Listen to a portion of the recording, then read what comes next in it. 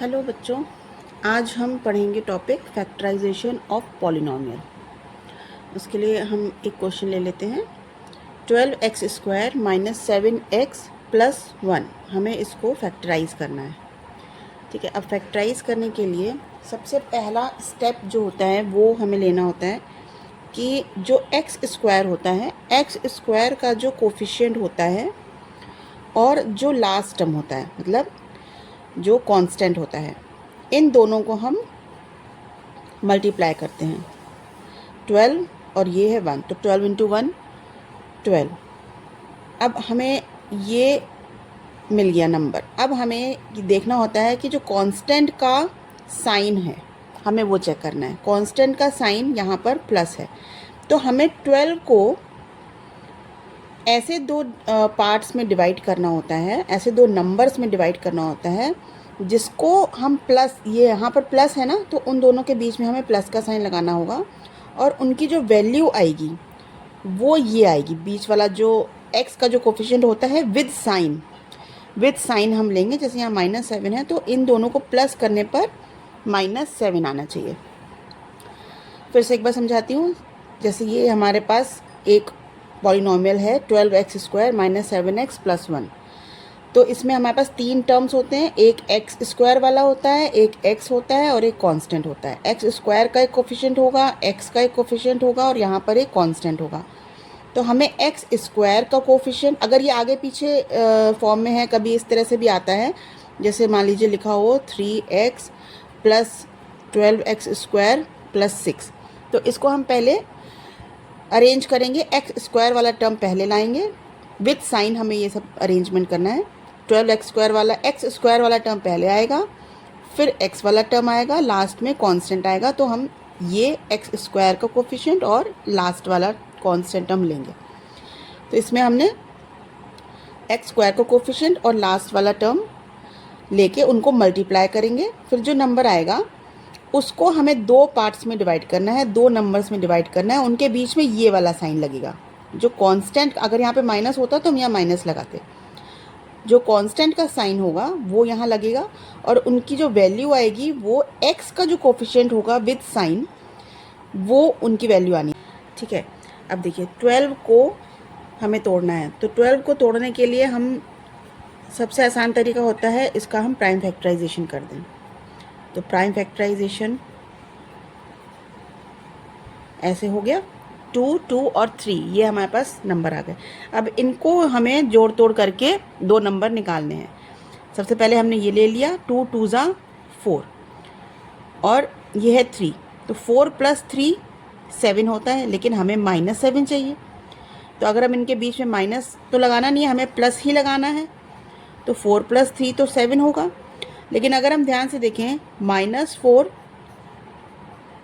और -3 कर दें तो क्या आएगा, -4 और ये खुलेगा ब्रैकेट, तो यहाँ पे -3 आएगा और आंसर हमारा -7 आ जाएगा।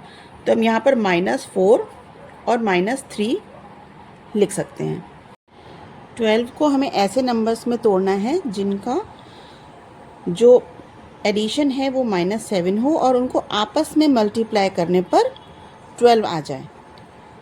ठीक है, ऐसे नंबरों पे हमें तोड़ना है। तो -4 प्लस -3 -7 होता है और -4 इंटू -3 आप करोगे तो 12 आ जाएगा। ठीक है, तो यहाँ पर हमें बस इसकी जगह ये लिखना है। तो हम नेक्स्ट स्टेप क्या करेंगे, 12x²। अब देखिए यहाँ पर जो -7 था, -7 की जगह हम क्या लिखेंगे, -4 प्लस -3 और ये x यहाँ लगा देंगे। मतलब -7 हटा के हमने उसकी जगह -4 प्लस -3 लिख दिया, प्लस 1। ठीक, अब इसको हम खोल देंगे। तो ये -4x -3x ये आ गया। इसको, इस ब्रैकेट को भी ओपन कर लेंगे। ये बाहर प्लस है तो अंदर कोई साइन चेंज नहीं होगा।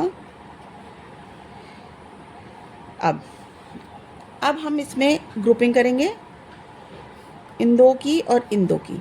इन दोनों में क्या कॉमन आ रहा है, इन दोनों में 4 कॉमन आ रहा है, सॉरी 4x कॉमन आ रहा है, तो अंदर आ जाएगा 3x माइनस 1। और यहाँ पर क्योंकि यहाँ पे माइनस है तो हम यहाँ माइनस लेंगे और ब्रैकेट लगा के ये साइन चेंज हो जाएगा, क्योंकि यहाँ हमने बाहर माइनस ले लिया, तो जब बाहर माइनस कॉमन लेते हैं तो अंदर के साइन चेंज हो जाते हैं। तो जैसे -3x बन गया 3x और +1 बन गया -1। अब 3x minus 1 3x minus 1 common आ गया और अंदर क्या बचा दूसरे ब्रैकेट में 4x माइनस 1। ठीक है, तो ये हमारे इसका फैक्टराइजेशन हो गया। ओके, अब एक और एग्जांपल मैं आपको लेके बताती हूँ। क्वेश्चन है 6x² + 5x माइनस 6। अब इसमें जो हमारा x² का कोफिशिएंट है वो है 6 और जो हमारा कांस्टेंट है वो भी है 6। तो इन दोनों का जो मल्टीप्लाई करके आंसर आएगा वो आएगा 36। अब 36 को हमें ऐसे 2 नंबर में तोड़ना है कि जिनको अगर हम एक में से दूसरा माइनस करेंगे तो आंसर जो है वो ये आना चाहिए, यानी x का कोफिशिएंट दैट इज़ 5। अब इसके लिए हम 36 का प्राइम फैक्टराइजेशन करेंगे।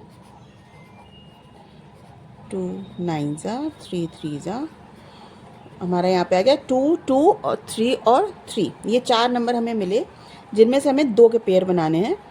तो आप ये देखिए 2 2 4 3 3 9 9 माइनस 4 हम करेंगे तो 5 आ जाएगा और 9 4 36 होता ही है। तो अब यहाँ पर हम 6x² + 5x की जगह हम लिख देंगे 9x माइनस 4x माइनस 6। अब इन दोनों में और इन दोनों में हम कॉमन लेके पेयर बनाएंगे। इसमें कॉमन आ रहा है 3x, अंदर क्या बचेगा 2x + 3। यहाँ पर -2 कॉमन आ जाएगा 2x + 3। अब 2x + 3 कॉमन ले लिया और यहाँ पर बचा 3x माइनस 2। ये हमारा आंसर हो जाएगा। Thank you so much.